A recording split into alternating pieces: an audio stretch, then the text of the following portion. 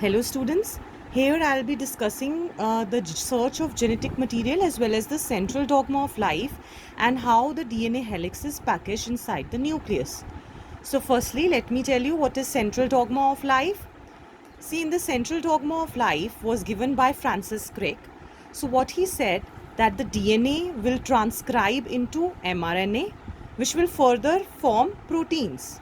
So look at the processes carefully.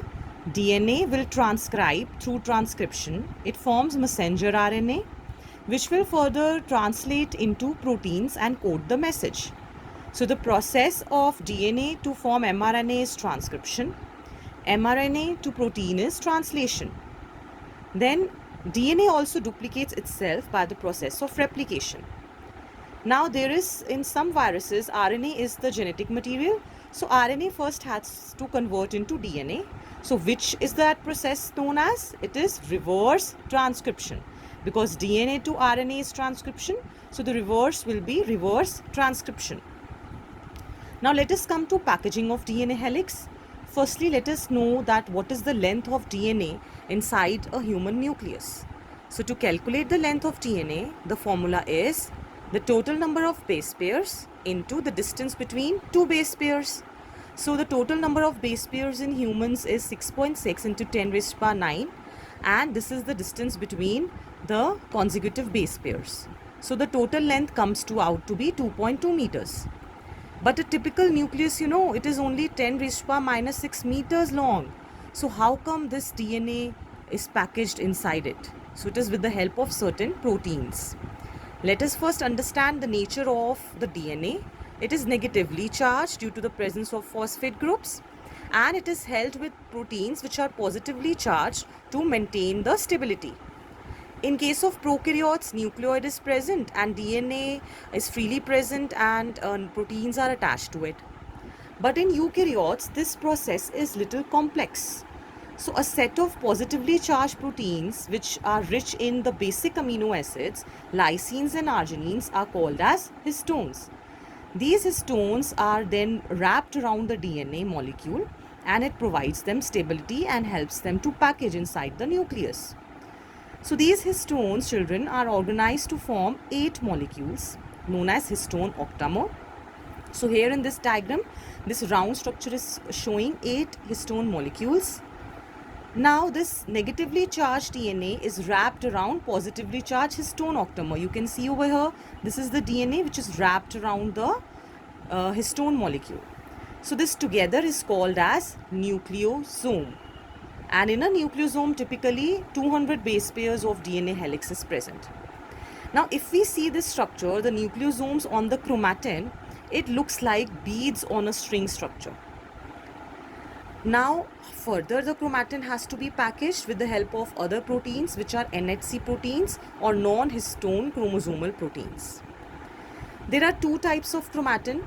One is which is loosely packed and also stains light, called as euchromatin.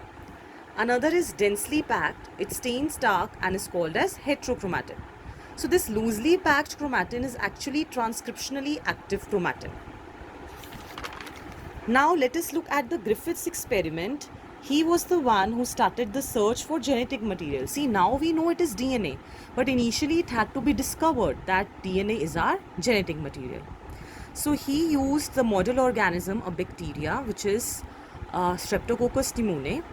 Now why he used this? Because it produces two types of colonies. When they are grown on culture, like in artificial medium in lab, so it produces two types of colonies. One is shiny colonies, another variety produces rough colonies. So you can say there are two varieties or two strains, S strain and R strain. It was seen that the S strain causes infection, means it is virulent, and the R strain, it doesn't cause infection, it is non-virulent. Then he took mice and injected these bacteria in it. Let us see what he did. He took the S strain, injected into mice. What will happen? Mice will die because it is virulent, infection will be caused, pneumonia will be caused. Then he took the R strain, he injected into mice. Obviously R strain is non-virulent or it will not cause infection, so mice will live. Then he killed the S strain and then injected into mice. Killing means that it is killing the S strain, so no infection will be caused, so the mice will live. To his amusement, he saw that if he used this S strain, which is heat killed, and he mixed it with the R strain, which is live, this mixture, if he injected into mice, the mice died. So then he thought that there is something which is coming from S strain, it is going to the R strain and making it infectious.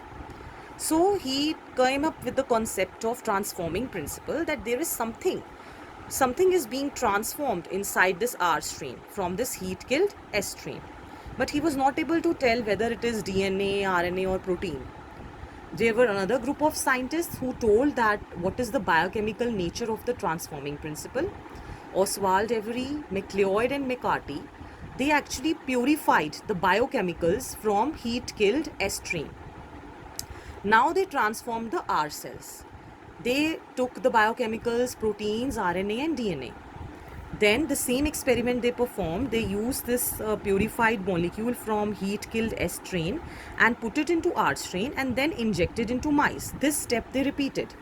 Only here the purified biomolecule was there from the heat killed S strain, and then they injected into mice and then they saw the results. So if they added proteases are enzymes which degrade protein, it didn't affect transformation. RNases, if they added, means it degrades RNA, then also no effect, means the transformation happened, it didn't affect transformation. But then they saw that if they added DNA is an enzyme which will degrade DNA, then no transformation happened. The mice was living, it didn't die. So that is what they thought, yes, it is the DNA which is being transformed into the R strain from the heat killed S strain.